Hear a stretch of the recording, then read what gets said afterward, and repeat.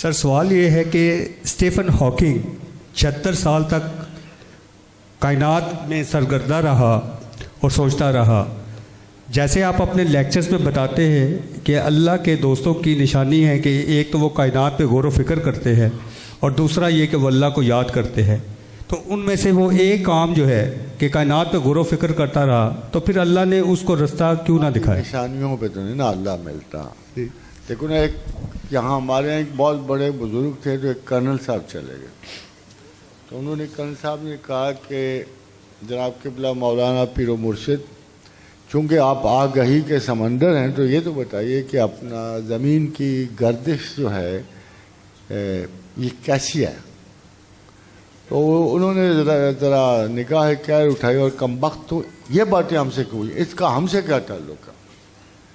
تو ان کا حضور بات یہ ہے کہ مجھے پتہ ہے مگر میں ویسے آپ سے پوچھنا چاہ رہا ہوں کہ چونکہ آپ اہل ذکر ہیں تو آپ کو پتہ ہونا چاہیے کہ یہ گردش زمین کیسی ہے, گردش افلاک کیسی.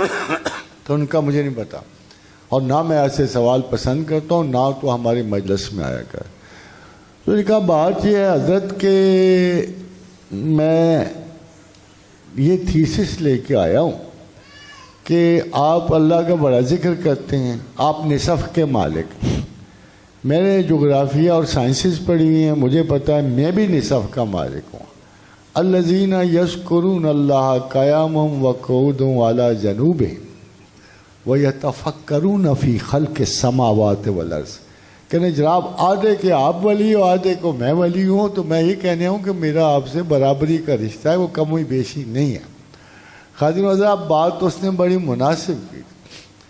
اسی طرح اگر ہم میں بہت بڑے کہ اس سب سے بڑا جو ظلم مذہب میں ہوا ہے, اس مذہب میں ہوا کہ اللہ تعالیٰ کی ہزارہ ایسے احکامات کے باوجود اور رسول کے ارشادات کے باوجود جو علم کی تلاش میں تھے, دنیاوی علوم کو ہمارے علم سے جدا رکھا گیا. یہ کہا گیا کہ یہ خدا کا علم نہیں ہے. یہ کچھ عجیب سی بات تھی.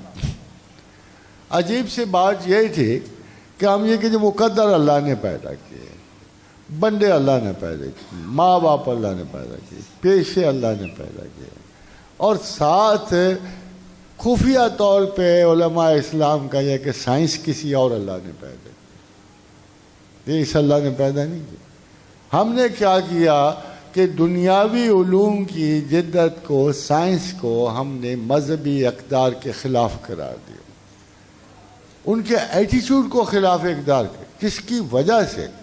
ہم میں واضح طور پہ دو طبقے, وہ جو مسلمان رہنا چاہتے تھے مگر ان کو یہ تانے دیے گئے کہ یہ مذہبی نہیں رہے, وہ جو مذہبی تھے ان پہ جدید تحقیق و جستجو کے سارے رستے بند کر دیے گئے.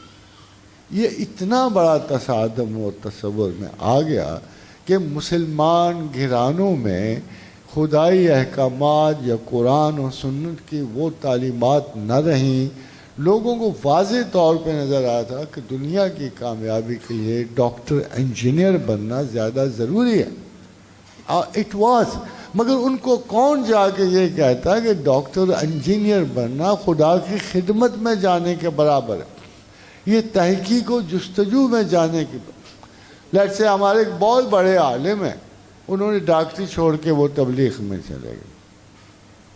میں honestly I don't have any thing against ہم, بٹ آئی ونڈر کہ تم ایک کام تو پورا ہی نہیں کر سکے ہو, جو تحقیق و جستجو والا کام تو تم پورا نہیں کر سکتے ہو. خدا کی حکمتوں پہ تو تم اب آپ جتنے مرضی دلائل دے دو کہ میں نے بہتر کام چن لیا, وہ بہتر کام نہیں ہوگا. کیوں کہ خدا کے سب سے ایک بڑے کام کو آپ نے نکلا. یؤتی الحکمت من یشاء, جسے چاہتا ہوں حکمت عطا کرتا ہوں.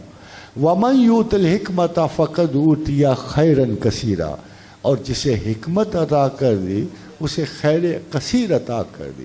وَمَا يَذَّكُّرُ إِلَّا أُولُو الْأَلْبَابِ, مگر اہل عقل کے سوا ہمیں کون یاد کرتا ہے؟ تو خادم حضرات یہ لازم ہوگا کہ اہل ذکر کا تجسس علم جاری رہے, یہ لازم ہوگا. ادھر سے آنا لازم نہیں ہوتا، ادھر سے جانا علم کو لازم ہوتا ہے۔ یہ ضروری نہیں کہ ہر ڈاکٹر اور انجینئر خدا کی یاد میں چلا جائے، وجہ یہ ہے کہ اس کے اپنے لیے یہ رستہ متعین نہیں ہے۔ وہ نصف ولی تو مانا جائے گا کہ جب دنیا کے حالات میں شریک ہو کے وہ مریضوں کو سیر دے گا، یہ کوئی پل بنائے گا، چاہ بنا، یعنی مسجد و تالاب بنا، آدھی بنیاد پہ، یعنی جب تک آپ مکمل نہیں داخل ہو جاتے خدا کے رستے میں، نصف راہ سے آپ پلٹ سکتے ہو مگر آپ مکمل انسان نہیں ہو سکتے۔ خدا کے رستہ دو چیزوں پہ مشتمل ہے، اس کی یاد پہ اور اس کے علم کی تلاش میں۔ علم کی تلاش اتنی امپورٹنٹ ہے کہ قرآن میں اللہ نے کہا ہے کہ نرفع درجات من نشاء، کہ جس کے چاہتا ہوں درجے بلند کرتا ہوں، وفوق کل ذی علم علیم، اور ہر علم والے کے اوپر ایک علم والا۔ جب تک آپ علم ساتھ نہیں لے کے چلو گے، آپ کتنے سارے ہمارے لوگ ہیں جو تسبیحات بھی کر رہے ہوتے ہیں، بہت کچھ کر رہے، مگر ان کی تعلیمی یا ذہان کلیئر نہیں ہوتے، وہ شکوک و شبہات کے شکار ہو جاتے۔ کتنے وہ لوگ ہیں جو عجب کا شکار ہو جاتے ہیں، غرور کا شکار ہو جاتے ہیں، اور بجائے خدا کی طرف جانے کے اپنے چھوٹے چھوٹے ناز کرتے ہوئے خدا کے رستے سے ہٹ جاتے ہیں۔ اس لیے یہ آیت بالکل ٹھیک کہتی ہے۔ آیت یہ کہتی ہے کہ دو نشانیاں اس میں ضرور ہوں گی، ایک تو آیات ہو، انفس و آفاق کا جاننے والا ہوگا، اور دوسرا ہمہ وقت خدا کی یاد والا ہوگا۔ یہ دو علامتیں ہوں تو پھر خدا کے رستے کو بالکل آسانی سے ڈھونڈا اور پایا جا سکتا۔